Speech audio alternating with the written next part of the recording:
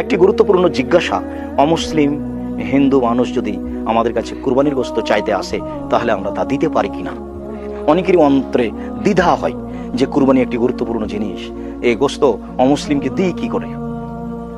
সম্মানিত দর্শক মন্ডলী, অমুসলিম মুসলিম বলে কথা নয়। আল্লাহ তাআলা যেভাবে বলছেন, রাসূল সাল্লাল্লাহু আলাইহি সাল্লাম যেভাবে বলছেন, তাতে যে মানুষই চাইতে আসবে তাকে আপনি কুরবানির গোশত দিবেন। আল্লাহ তাআলা বলেন, ফাকুলু মিনহা ওয়াতিমুল বাইসাল ফকির, তোমরা দুস্থ গরিবকে কুরবানির গোশত প্রদান করো।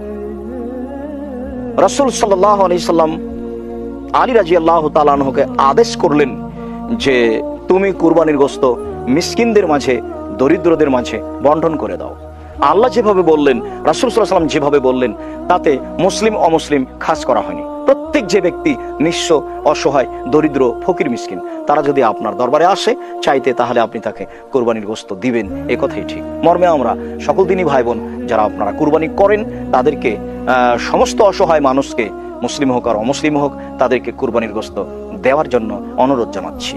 আপনি মুসলিমকে দিলে নেকি পাবেন আর অমুসলিমকে দিলে নেকি পাবেন না, এ কথা নয়। সে নিঃস্ব কিনা, সে আপনার দরবারে চাইতে এসেছে কিনা, চাইতে আসলেই আপনি নিঃস্ব, অভাবী মনে করলেই তাকে দিবেন। আপনি আল্লাহ যে আদেশ করেছেন সে আদেশ অনুপাতে আমল করবেন, এটাই আমরা আপনাদেরকে বলতে চাচ্ছি। এবং এতে যে নেকি রয়েছে সেটাই পাবেন ইনশাআল্লাহ। আশাবাদী যে আপনারা প্রশ্নের উত্তর ভালোভাবেই বুঝেন।